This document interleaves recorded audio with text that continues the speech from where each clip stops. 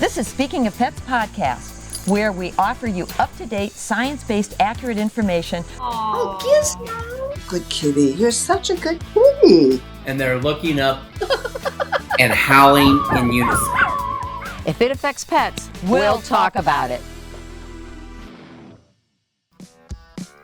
The Speaking of Pets podcast is sponsored by Blue Buffalo Veterinary Diets. Love them like family, feed them like family. Hey everyone, welcome to Speaking of Pets. I'm Dr. Alice Novotny-Jeroman, a board-certified veterinary dermatologist, and I'm Janet Novotny-King. I'm the doctor's sister. I am not medically trained in anything but CPR and first aid, but I'm here to help our listeners understand more about their pets and how to be fantastic pet owners. And I'm really excited to have Linda on today, Alice. So tell me more about Linda. Linda Chambers is, I don't want to gush too much, but she's the managing director of the Humane Society of Richland County. Now, for all you guys that need a geography lesson, Richland County is like halfway between Cleveland and Columbus. Mm-hmm. And the reason I have such a love for it is not only because of its fabulous Humane Society, but in the 7 years I was driving to Cleveland and Cincinnati for my vet degree, that McDonald's had flavor burst cones. And I always looked forward, oh my God, here it comes. And so anyway, I'll hold you in my heart forever, Mansfield was always the rest stop before you got home. And you also always get the worst weather. You do. I have to tell you, another little side thing. I went down there to see some patients with dermatology issues, and we hadn't had rain in like months. That day was the most torrential rain, and I literally followed semis because I couldn't see the lines in the road on 71 South. But anyway, more about Linda. And I know, Linda, you're going to be embarrassed when I say this, but she has been in this position since 2018. She literally turned this thing around. I mean, they were in danger of closing. And to me, they remind me of the little engine that could.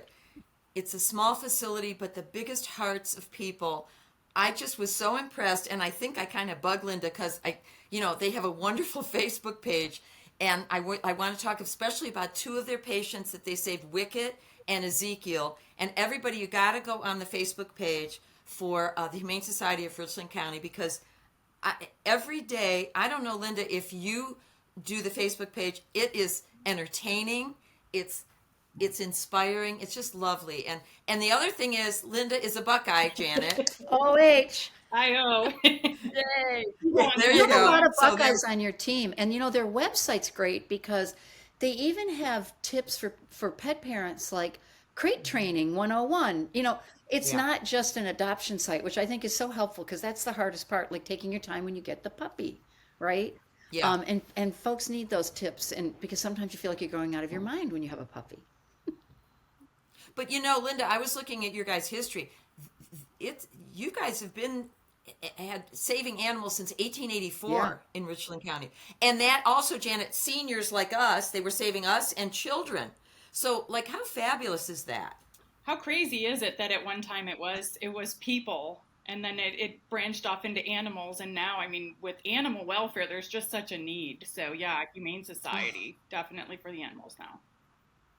And people have no idea that you, and I'm sure you brought this to life, you've got to kind of have a marriage with the businesses in the area, because you get no funding. Correct. Right? Yeah, we are a 501c3. We are run completely by donations. And Dr. Ellis, like you were saying about the Facebook page, Facebook has been a game changer for us, because I think telling the story, people really get emotionally invested in what you're doing. And it's not just about, hey, we have too many cats, we have too many dogs. It's kind of putting, their background and their struggle and all that just engages people, and it just makes them want to know more, and it makes them want to help.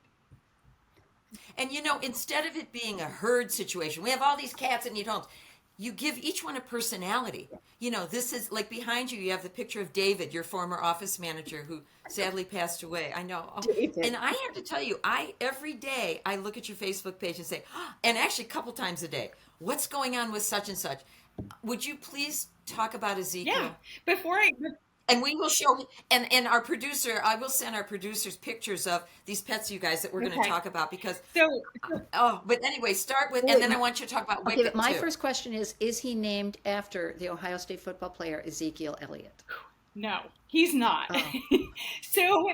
so Epic fail. quick, very short, cool story about David before I tell you about Ezekiel is David. Yes. This morning I got a message on Messenger, and it was from a guy who does TNR up in Medina, and he said, I follow your page. I've missed David ever since, he passed away, and he actually trapped a cat, and the cat ended up not being feral, ended up being very sweet, and he said, I had to name him David. And obviously that makes me cry because it's like, we lived with this cat for 4 years and we all loved him. And when he evokes emotion from people even outside of our county, that's something special. So that was cool. It is. And can I just say, and I've mentioned it before on other episodes, when we had office cats, Big Jerry and Little Jerry, and Big Jerry was from New Jersey, I believe. Anyway, Little Jerry I adopted from a local vet because you could tell he would not fit into a house. He was very timid. Yeah. So we had Big Jerry and Little Jerry. And when you are with them every day, it's like part of your work family. And when you lose them, people don't understand that. I mean, you'd walk into the facility and I'd walk into the office, hey, Big Jerry. And when they're not there, yeah. So my heart goes out to you and yours for when you lost David. I totally sympathize with you. No, he was very special. We all, we all felt a huge loss, but it's also, you have a community of people who support you that helps too. But Ezekiel. Yeah. Yes. So Ezekiel was our newest, we like to call them swans when we have an animal that comes from a really dreadful beginning and thankfully we're able to turn it around. So Ezekiel, we got a call on May 3rd. I can give you the quick version or the detailed version. Just let me know how deep you want me to go. But don't leave anything so out. on May 3rd, He's so cute. he's so cute. Isn't he? He's a brindle. He is. So on May 3rd, I got a call on my way home from work. It was a Saturday, and we have after hours with the local law enforcement in case anything happens where an animal's in crisis after we close. So I was on my way home. I got a call from the dispatch that said a police officer had responded at a residence. There was a dog there, and the officer didn't think that the dog was going to make it. So I got off the phone, called our humane agent, and asked her to go over there. And she sent me a picture because I was driving. And then she called me and she said, what do you want me to do? And I did post the picture. I posted it in comments because I'm not trying. It's a reality that we see, but some people it's tough. People need to know this is what's happening. Right. No, absolutely. But so it's a dog in a crate, and somebody gave me a pretty accurate assessment. They said he looked like he was mummified. He was so weak he could not stand. He couldn't lift his head. Severely dehydrated, severely emaciated, and just laying in this crate. And actually, when the humane agent got there, she said, I didn't know he was alive until I saw him look over at me. So, did the people abandon him? Did they moved move out and they left him in there?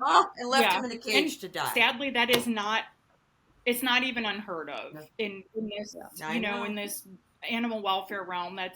Sadly, it's not the first time we've heard something like this. Thankfully, someone called, and the thing is, call any law enforcement. Just say something to someone. So she went in with the officer. She got him out. I called our vet, who happened to be right down the street.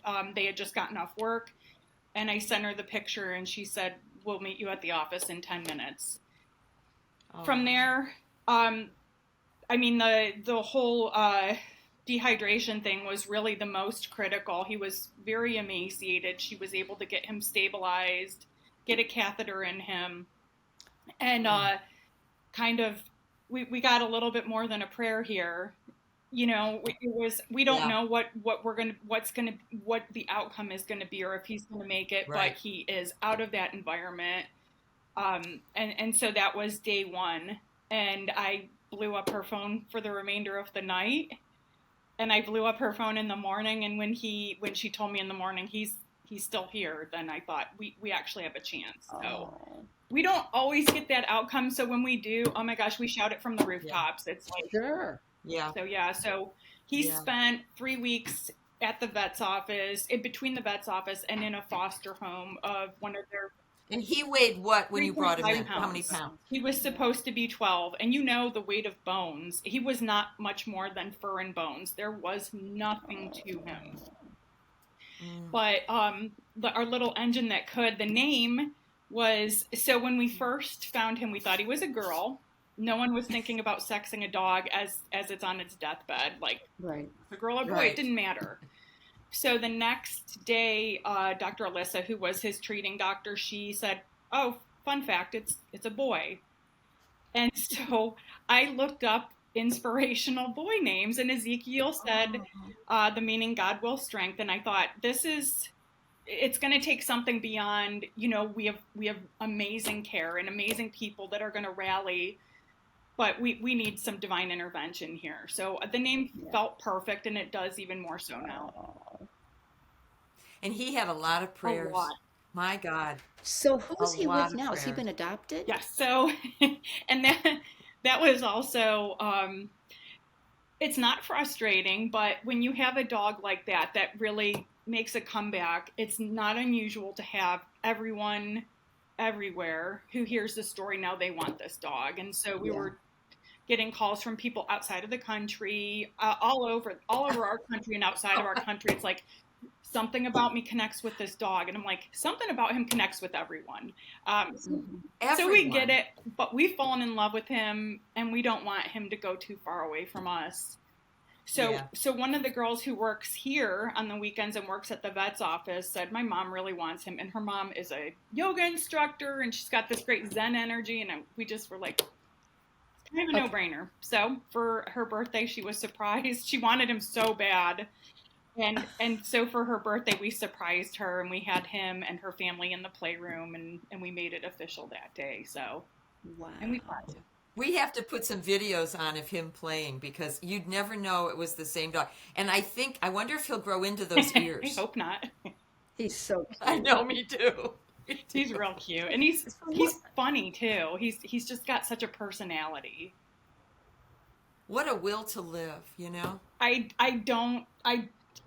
mean, just if he was, he was breathing and his eyes open, that's all we need. We're going for it. I mean, and he just helped us because he definitely, the first I saw him the following morning, and he was just laying in his little cage in his little blanket fort with his little IV.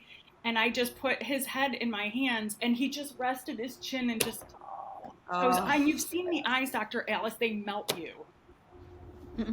I don't know, Linda, how, I would wake up in the morning and pull up the Facebook. Did he make it? Did he make it? I don't know how emotionally you and your staff do it, because That's a lot. that was a wonderful story, but I know there's sad stories too, and you just keep going, and I give you so much credit for that. I get so down on humanity when I see that, and I give you a lot of credit. Thank you. The truth is, though, that Linda 10 years ago would be like, I couldn't do that. But honestly, with this team that we have, and with our vets that help us, it's like, we have sad stories for sure. We have days that we cannot wait to get to happy hour, and we have days when we need to excuse ourselves to go cry. But honestly, when we lay our heads down at night, we know that we've done everything we could. Yep. We never say, I wish I had money, or I wish, we always throw everything at it, because we know the community is going to support us. And sometimes it doesn't work out in our favor, but we're like, at least we gave this animal a chance. At least we gave them their dignity. And sometimes that's all you can do. That feeling, it radiates from the minute I walked in there. It does. It's, it's not a brand new slick facility. It's, you make do with what you've got, but the feeling, it's just so lovely. Talk about the fundraiser. The one coming up. Yeah, Dogs, Donuts, So this and is our Drinks. 4th year, Dr. Alice. We enjoyed it last year. Yeah, well, I got my tickets. I think I was the first one to buy tickets this year. So it's every October. This year it's Don't October 11th. We have to make sure it doesn't conflict with an OSU game, because there are a lot of fans out there. We'll wait check a the minute. I will schedule. tell you, because I have the games written go down. on. Hold on. So it's I don't know if I have that one. Wait, I don't know if they got it that far. I think it's a little bit over 300 steps. So it's a very short jaunt. It really is just an excuse to walk around the block, bring your animals if you want, and then just hang Also, out. there's like a parade. A little bit. I mean, it wants to be an athletic event, but it doesn't because that scares people. Yeah, because there's so many dogs and people, you just kind of walk and no, it's just very cool. And then at the finish line, and I've heard of people doing events where they have a 0K, and so you literally walk in the door of a bar and it says finish line. And I don't hate that, but I like the 0.5K, and I like that we've been able to kick it off with some of our happily ever after pets. Yes. So from there we get, it's held at the Phoenix Brewing Company, which is local. We get a donut and a beer. There's root beer for non-drinkers. And then we have a raffle. We have music and just a lot of really cool people hanging out. It's fun. And I have to tell you, is that downtown Mansfield? It is. I never knew it was that cute. Janet, Because you only went to the McDonald's. Cute. I did, off 71. But now, 169. Yeah, I'll tell you, it is so cute. We went with Sandy, who's head of Golden Treasures Rescue, that I help out here, and her husband, and we were walking, and we were like, this is so darn cute. The brick buildings, and it's very historic. Yeah. Now, will Ezekiel be there, do you think? Oh, he definitely will. So at the beginning of the walk, we have Pastor Kathy, one of our board members. It's a pastor from her church. She will do a pet blessing. And this year she is going to bless Ezekiel and grab the hankies. Like, seriously. Pet blessing is my favorite part because, I mean, animals. I can't. I'm just getting teary thinking about it. I think we may come and film. Oh, nice. Duke. Yeah, I think speaking of pets might come out and October and 11th. Film. Yeah. Jot that down, Janet. Okay, I'll put that down. I don't have the Ohio State game. We just got the thumbs up that we're doing it. Okay. Oh, we did. There we go. Yeah. Yeah, we'll be there to film. Yeah, because I'll tell you, it is so special. And I go to a lot of pet fundraisers. I mean, that's what kind of you do as a vet, because you're socially, you can't really talk to people. You can only talk to other animal rescue and animal people and other vets. So, we're kind of like a fish out of water as vets when you go to like conventional cocktail parties, you know what I'm saying? But this is one of the most fun. I just hope the weather is good for us. We have a good history. Yeah. I think it's great in October because you get that good fall air, and it's usually not really, really hot. And no, it was perfect. Yeah. Hey, did you know that Blue Buffalo makes prescription diets that are formulated by animal nutritionists and veterinarians? And they're used for dietary needs such as kidney support, gastrointestinal support, weight management, and our favorite, allergy and skin problems. They make a food allergic diet that's an alligator-based called NP, or a hydrolyzed salmon-based for dogs and cats called HF. So please, ask your veterinarian about Blue Buffalo prescription diets. Hi everyone, I'm Larry. Some of you know me as Grandpa Larry, and I run Larry's Animal Safari on YouTube, where we share sweet and educational videos about baby gorillas, zoo animals, and the amazing teams who care for them. If you love animals of all kinds, I'd love to have you join us. You'll meet little ones like Jameela and Kayembe, learn how zoo families grow, and enjoy real moments that bring joy and curiosity to animal lovers everywhere. Just search Larry's Animal Safari on YouTube, or click the link in the show notes. New videos go up weekly, and each one supports awareness for animal care and conservation. Thanks to Speaking of Pets podcast for all they do. Now, let's get back to the show. So, Linda, Alice mentioned that you really turned around the Humane Society. What did you do? Like, what have you done over the past few years to make that happen? It was being almost closed, and tell us how you turned it around. It was just getting the right people in place. It certainly wasn't a Linda thing. It was I came from the nonprofit sector. So when I came onto the board had just done a big fundraising effort because they had literally come within a month of closing its doors. And so at that time, a girl who was on the board asked me to join. And I attended several board meetings, and I realized it felt a lot to me like the auto bailout back several years ago when all the auto companies needed this money to. Yep. And I just sat in these meetings, and no disrespect to anyone, fundraising is hard, and nonprofits are really hard.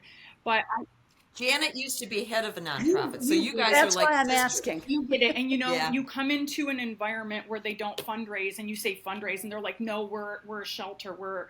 And I'm like, if you don't have the fundraising, you don't have the building. You can't function without fundraising. We don't exist. And so I sat in several board meetings of very well-meaning people, animal lovers, and I said, guys, what's our plan? We can't just continue on because we see how this is going to end. It's going to end. We're going to run out of money. And so I mean, admittedly, there were people that didn't like change is scary. Good change is scary, but Yep. scary. And so we had some people that self-selected out, both from the staff and from the board, which happens. And we just started building people that were more savvy in finance, in business, attorneys, veterinarians, and just really building this solid base that we needed to, you know, when we make decisions as a group, like what's going to move us forward, you need those people with you. It's never just going to be one person. And so that was really just creating a foundation of strong leaders to put the organization on a sustainability plan. So, Well, you have to bring your board along with you. And if they're not on the bus, you're not going to move forward, right? Right. And that is. And you have a small board. I think you only have like 5 or 6 people on your board, We right? currently have 9. Okay. But no, you're right that it's either you got to get people that understand your vision and that help you move you forward, and that can be a challenge sometimes. But it isn't easy. But I mean, I look at where we were in 2018 to where we are today, and I think it's all we've been moving forward. So good decisions were made. So yeah, Good. I also think that people don't, and kudos to animal lovers. I've dealt with them my whole life and being one myself, but I think people don't realize the expense. I mean, the big thing now is veterinary medicine is so expensive, and it is. Yeah. And don't even get me started on that because I'm embarrassed by what I see some charges Hey, are. talk to me about the $1,000 prescription. Yeah, well, and human drugs she's talking about. But I think they think that, oh, I'll just drop this dog off at the shelter. They'll take care of it. Yeah. No. Food costs money. Employees cost money. It costs money to run the Cleaning electricity. products, putting the lights not on. to mention the care of the pet. Yep. They just don't get it. It does come down to money. Yep. And sadly, that's what it's all about. You know, if love could bring in the money, that would be great because love is there. But things cost money. It costs money to run a facility. Yeah. Well, and you're right, Linda. It's about telling the stories. That's going to move people. I've become a fangirl. You have to look up this woman. I don't know her name, Alice, in Nashville. Oh, the big rescuer. Yeah. Oh yeah, my yeah, God. yeah. She comes on with these dogs and she does this whole shtick of, are you looking for a floppy-eared speckled pigeon? Blah, blah, blah, blah, blah, blah. And she goes, yep, we got one of those. And she's increased their adoption rate like tremendously. Actually, we're going to try and get her on the show. But the reason I like watching her is because she picks up the dog. You're seeing the dog. She's telling the story of the dog. It's just a really cool way to... It personalizes that. to get people involved. Yeah.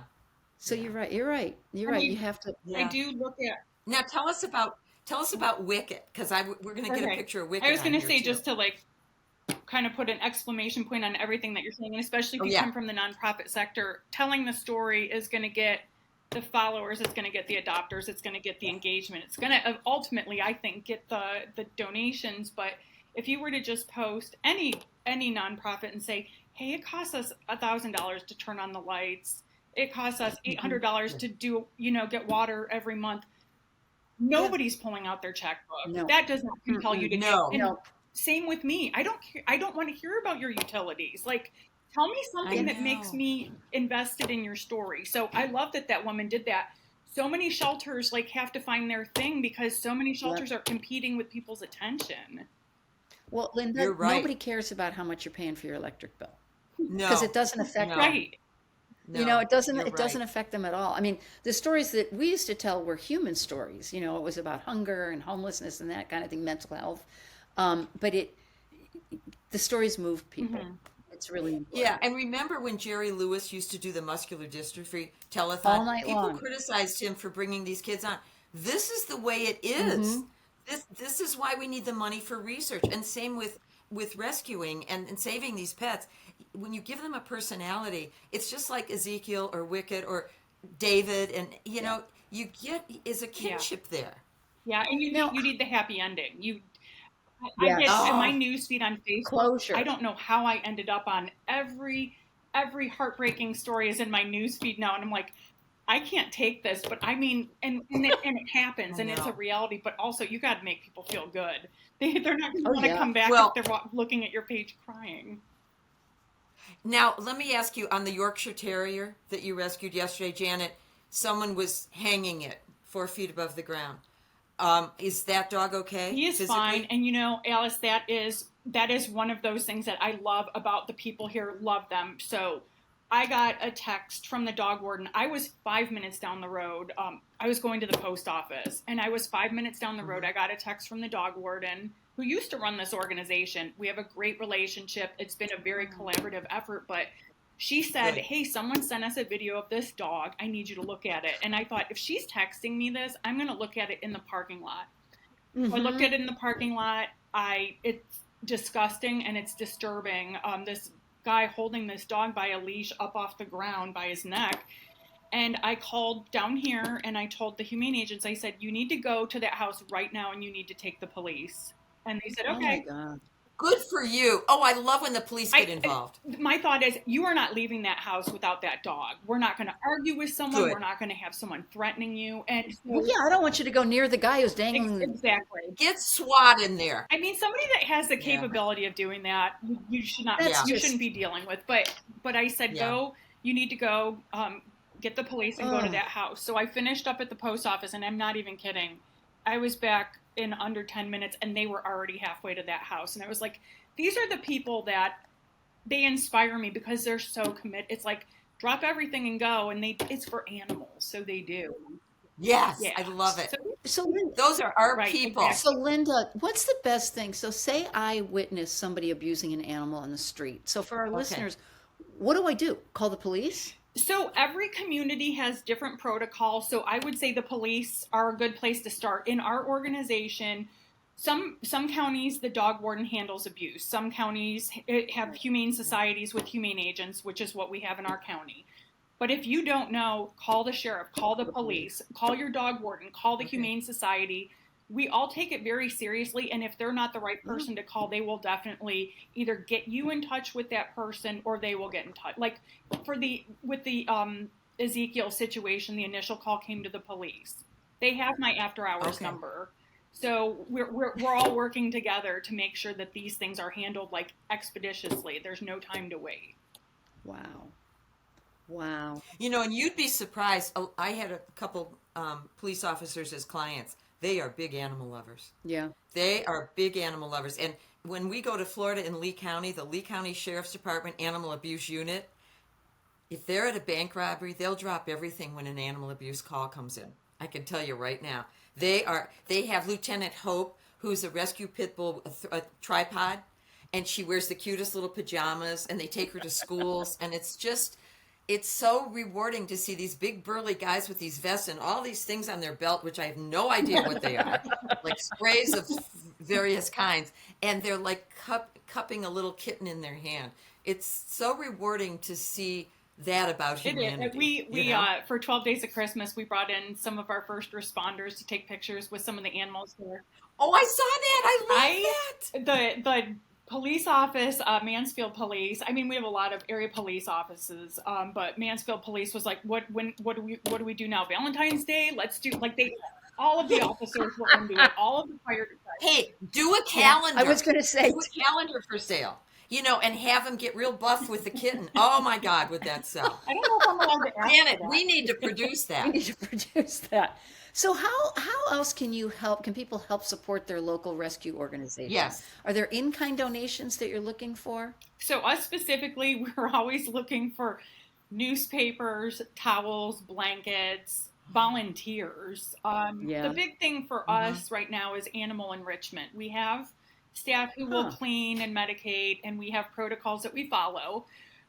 So we do have a staff that does that, but getting dogs out and walking dogs, brushing cats, engaging with cats, those are huge, because that's, going to make their life at the shelter a little bit less stressful. So, my favorite word in nonprofit is free. Yeah. Whatever you can get for free. It's like, sure, I'll take it.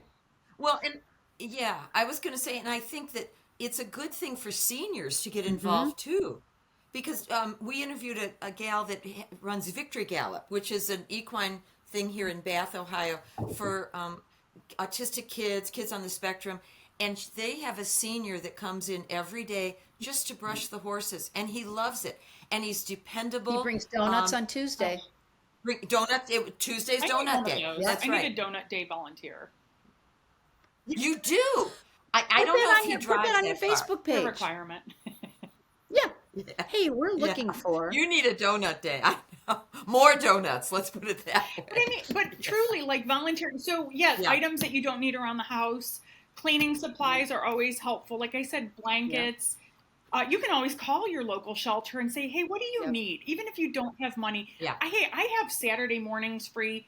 It is such a win-win when you go and volunteer for a couple hours for any nonprofit, because it feeds your soul and you're doing so much good.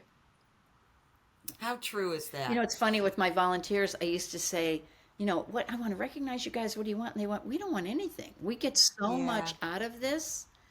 We'd have a couple barbecues or something during the year, and that was our way of thanking our volunteers. But they just love helping people, so. Do any of the veterinary drug companies provide you with anything? No, but I haven't asked.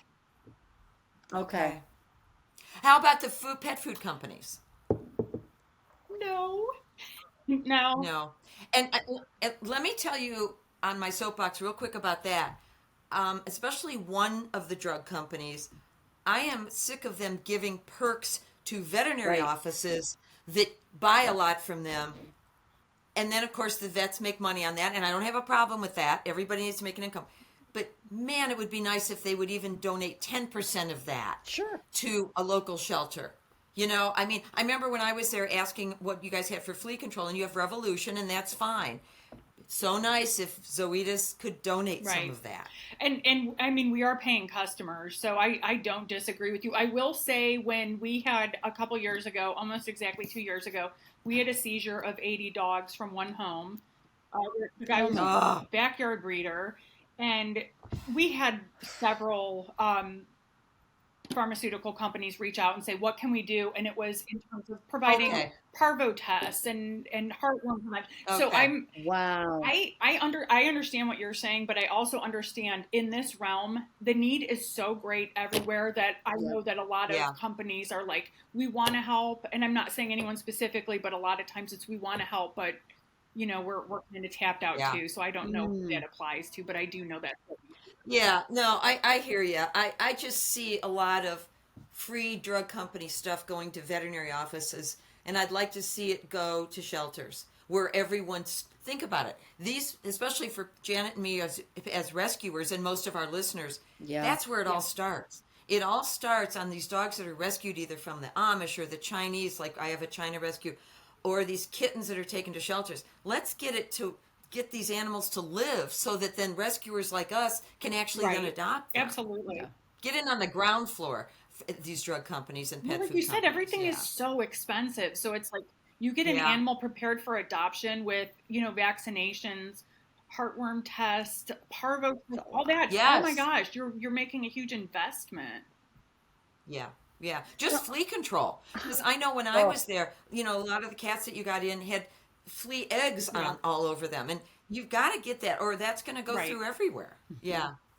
Now, what is your adoption procedure for those local folks who want to adopt? Good question. How does that work? So people can either go on our website and apply online, and then we review if they have a specific animal that they're interested in. Then we just call them, set up an appointment. People can come in and look at our animals. We don't let people go back and look at dogs anymore, just because. Yeah. Dr. Ellis, you were here. You walk into that room and it's mayhem because they're excited. They see a new person. Yeah, they jump, they bark, they want to you know, they want your attention, and more often than not, people feel intimidated or overwhelmed, and they walk out and go, that was really loud, and then the dogs are all excited. So we have a nice binder with pictures of our dogs with bios. But so either online or in person, we have a fairly short application. We look for things like home ownership.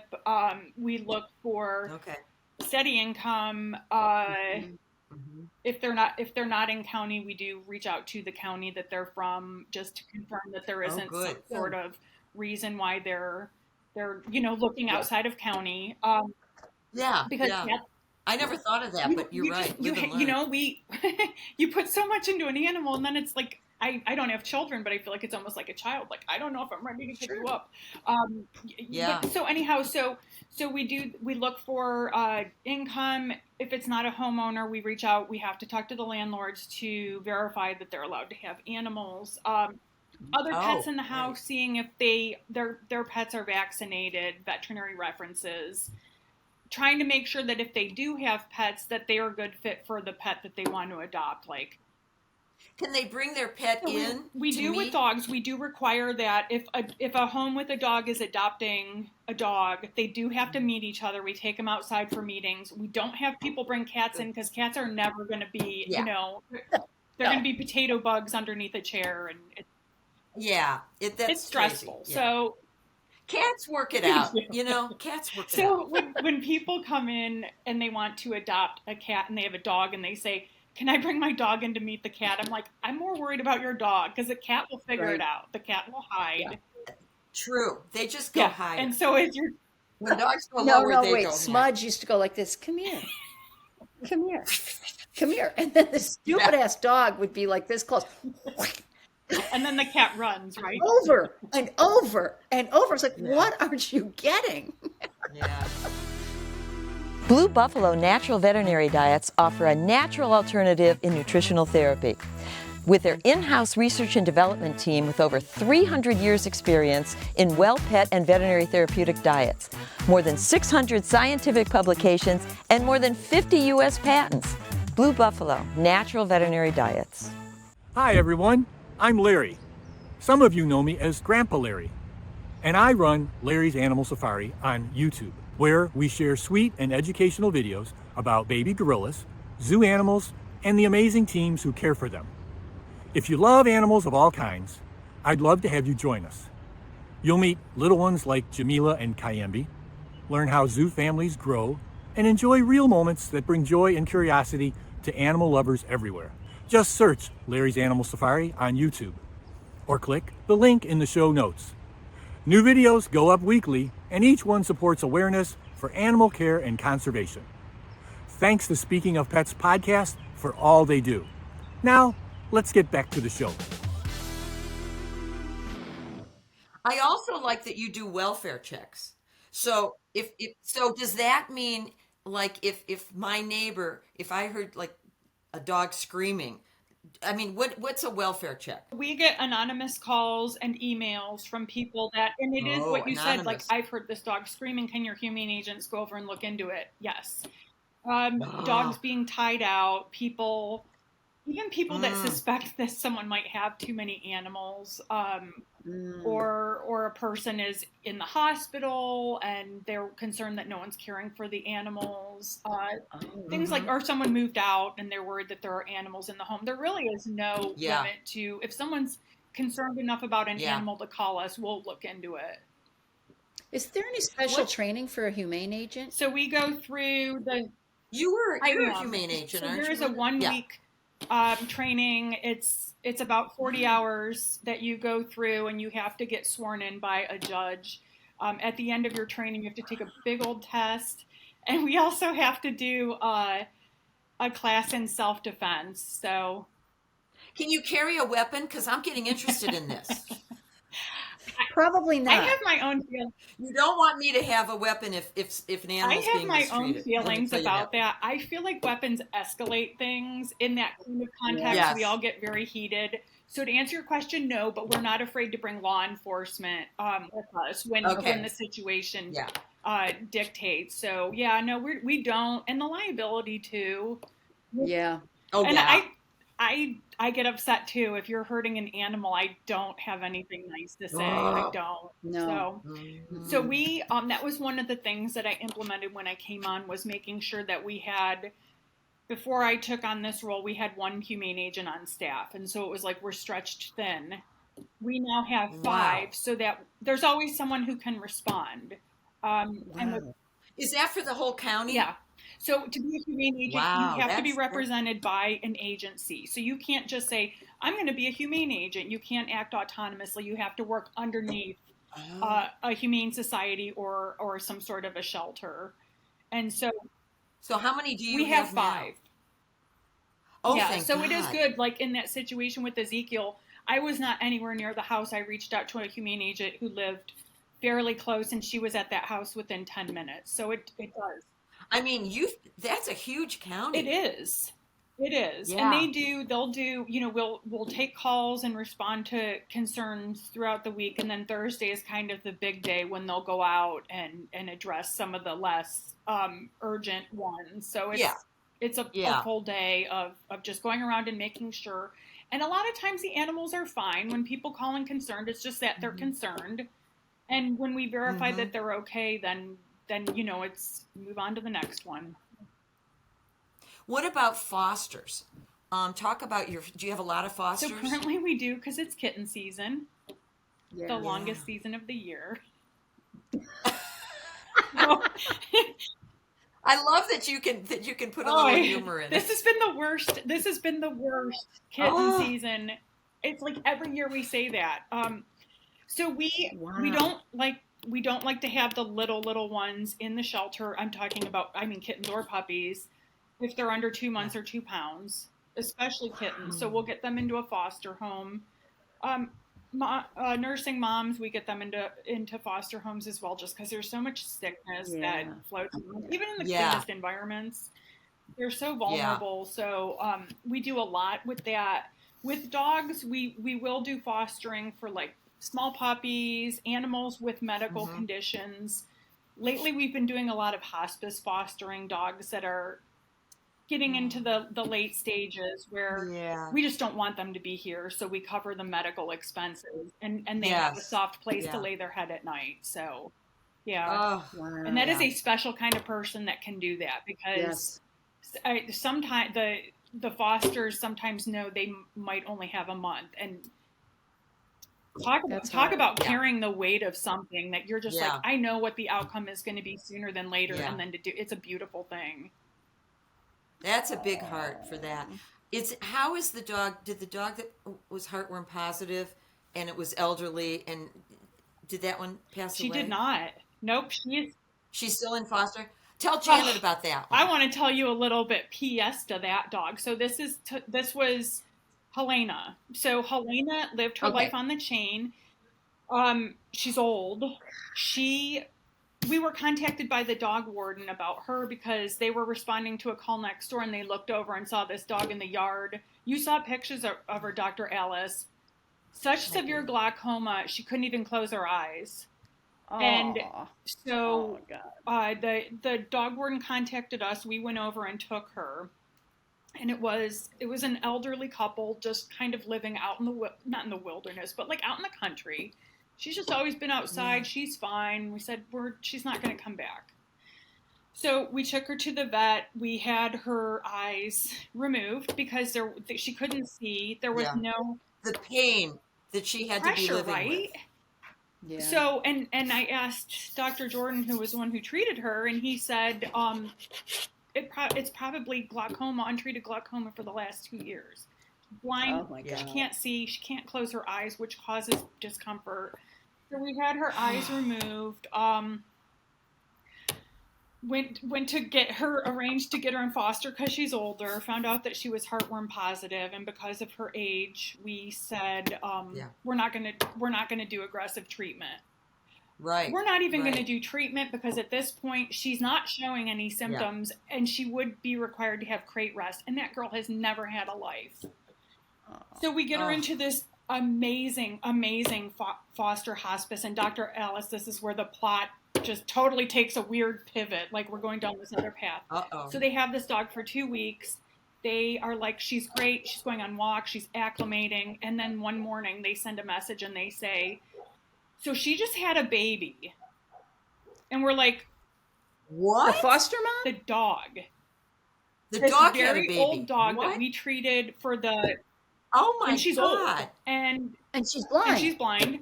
And she said, I've never done this before. I've never had a puppy before. And I was like, wait, what just happened? Wait, what? So we got her to the vet. She ended up having 2 live puppies. And Well, of course, she's been tied out on a chain, not spayed, heartworm positive, and no right. eyes. And so, and it's just like, how many, You can't how many make this times up. has this happened? And just nobody's there to take care of her.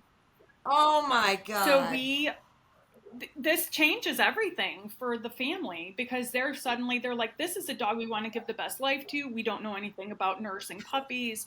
We don't know anything. Oh You know, my now God. she has to be isolated. Now these puppies can't go outside. Yeah. Oh. And so I reached out to a registered vet tech and I just said, hey, is there any way, she's fostered for us before. I said, would you be willing to bottle feed these babies? And she was like, Oh yeah, my absolutely. So we gave the puppies to this foster. The puppies are doing great, so that she could go back home, so that she can live Yes. the life that we wanted for her. But In a loving home. Yes. I called Dr. Alyssa and told her, she's one of our vets that we work with regularly, and she's like, Yeah. you're joking, right? And I'm like, I was just going to say, as a vet, Dr. Jordan and Dr. Alyssa probably like, wait, no what? signs. Look, I would have never even checked her for pregnancy. No, Seriously. I was gonna say some veterinarians slipped up on this one. Well, she never went to the vet. She's been tied out her whole life. Oh. Because this old couple, like, oh yeah, she's fine. Oh my God. no, I mean, we didn't even, not even for a second, there was nothing that indicated that she was. Like, I have no words. There are no words. It was like buy one get one free. And how is she doing? Amazing. She's doing good. amazing. And What about the pups? the pups are doing great. They're in foster. They're doing. It was the best from a total, like, I mean, what just happened? Situation. But I also didn't want to put the burden on this family that opened their home to this dog. And they No, I wanted agree. to take her on hikes, and we're like, we don't know how much longer she has, and now she's in a great nursing. Like, that just, to me, it was a no-brainer. Like, we have to give her this life. That is one of my favorite stories ever. It's I'm insane. serious. It is. You couldn't. If we were writing a novel, you couldn't. No, you can't even make that up. And there are Oh my God. puppies too. She sent me a message on Messenger, and it was just like, I'm not responding on Messenger. I called, and I'm like, what? Yeah, get me the phone. Right. Oh my God. Well, Helena, God love you. I'm saying a prayer for her now. So too. Linda, how many animals do you have like at one time So at the center? it varies. Right now, we probably have, in our facility, I think we have like 24 dogs, which is a lot for us. Oh my Dr. Alice, gosh. you've been here, Wow. and you know it's a small facility. It's small. I'm surprised. Yeah. So usually Yeah. we have a lot more. We That's have a about lot. 60 cats. So, and that's during this time of year, that's not super unusual. It's broken up in between. We have a holding room where they come in and they get their, their check-in, they get their vaccines monitored. Yeah. And then we have our adoption room, and then we have our sick room. So divided among those three, we have about 60 cats and kittens. Oh wow. So is Dr. Jordan and Dr. Alyssa your two main vets? They there? are. So Dr. Jordan serves on our board of directors, and Dr. Oh, Alyssa good. is his colleague. And they are. Okay. I have them on speed dial. Like, seriously. Yeah. Oh, I would love to meet them someday and tell them what fabulous Yeah, they're work they do. great. Wow. Wow. I'm looking at your website. It's amazing. It's a beautiful I facility. love their website. I like I say, every day, that's one of my first ones I pull up. And I either have a smile on my face from Ezekiel, who has his own Facebook page now, Janet, because they had so many viewers. Or like the Yorkie that was held 4 feet off the ground. Tell us about Wicket, though, because we don't have much time left. And you've got Janet What's the doesn't know Wicked about story? Wicket. So Yes. Wicked is another one of our swan stories. He came in, it's been 2 years. He was part of a large humane agent seizure where we took multiple dogs from one house, and he was a puppy at the time. And he didn't seem sick when we got him in. I think the next morning it was one of those, Dr. Alice, you know, the telltale signs of Parvo. It's like, ooh, this dog is not well. He was vomiting. He had diarrhea, very lethargic, and we took him to the vet and got him on tested, and he came back positive. And I mean, the vet's office, and rightfully so, the vet's office will not keep Parvo dogs there. It's so contagious. So Right. it's like, Right. good Yeah. luck to you. So we Yeah. brought him back to the shelter, and we set him up in the cat room. And he just, it was before this new amazing treatment was available. So it's Right. right. So it was, yeah, no, great question. Because a lot of people are like, Parvo, is it going to go to my cat? Is it going to go to a person? No. Yeah. They get something like that, Right. panleukopenia, but it's not. But yeah. so we set him down in our cat ISO to keep him away from the other dogs, and it was palliative care and basically, thoughts and prayers, and with Parvo, it progresses so rapidly, and You never know if they're going to make it. It's totally unpredictable. it is so unpredictable. And that dog, so we had him set up over the night. He had been eating a little bit, and so we felt good about, okay, he seemed pretty stable. Came in the morning, and he was lifeless. And we tried to get a temperature on him, and it was in the low 90s, and he was not responding. And I called Dr. Jordan, and I said, hey, this dog, I think he's in shock. He can't even lift his head or anything. And he said, should I take him down to MedVet? MedVet, the closest one, is about an hour away. And he said, I don't think he's going to make it if his temperature's that low and he's in shock. He said, I'm going to send a vet tech over, and we're going to try to get him on a catheter. He sent over the same girl who ended up fostering Ezekiel. Her name's Danielle. She had just Saint Danielle. seriously, she had just gotten her registered vet tech license, and so she came over with something to prove. She said, Dr. Jordan said, I don't think you're going to be able to place the catheter, but good luck. And she got here, and she was like, challenge accepted. I'm not leaving until it's in. And because their blood pressure's so low when they're in shock. Yeah, you can't find a vein. Right. She was at it for like 20 minutes, and I just kept looking down the hall because she had one of our staff down there, and I will not forget Aaliyah, who you met, and I love her dearly. Yeah. She looked out in the hallway and did this, and do you know, it was just like from that moment, his temperature, he was not better at all, but his temperature started to come up, and he started to stabilize over the course of the day to the point where we were like, okay, we think that we solved this temperature thing, which was a big issue, and now we're solving the hydration thing, which is the other huge issue. Yes. And there he stayed for weeks, and it was getting this dog to turn a corner where he could actually eat and not vomit. And you see pictures of him now, Dr. Alice. He is a tank. He's a tank. And he was at the fundraiser last year. I was so honored that I got to meet him. So 2 years ago, he actually got the pet blessing, and he had just recovered, and he was so exhausted from that 0.5K. Like, he had nothing in him, like, except willpower. Again, it's the animals with their willpower. I swear to God, especially with Parvo, when I was in general practice, you'd leave for the evening because all you could do is hydrate them. You just treat them palliatively, and you'd have one that looked like strong and everything, and the other one looked like it was dying. Come in the next day, the strong one was like near death, and the one that looked near death was now up and around. It is the most unpredictable disease, and how it just wipes them out. I mean, it's so horrible. So for people that don't think you need to vaccinate against Parvo, I'm here to tell you, keep those vaccines up. So how do you keep a line in a dog? I'll let Linda. How do you, Dr. Alice? I'm just trying to picture this. Like, how does that work? He taped it. He was very, he was very listless. Thankfully, when they require that, there is not much, it's not, you're not going to get a dog that's bouncing around. They're not up and around. Let me get this line in you. It's typically, this is the last resort. Yeah, and they're bad, and they don't fight you because they're so he did not. And I remember when he finally, he would try to stand and he would fall over, and when he finally did decide to get up and walk, he was like a baby horse. Like he did not have his legs under him or anything. So the more so than having a line in him, it was, how can we keep this dog from vomiting? How can we keep this dog from, the dehydration?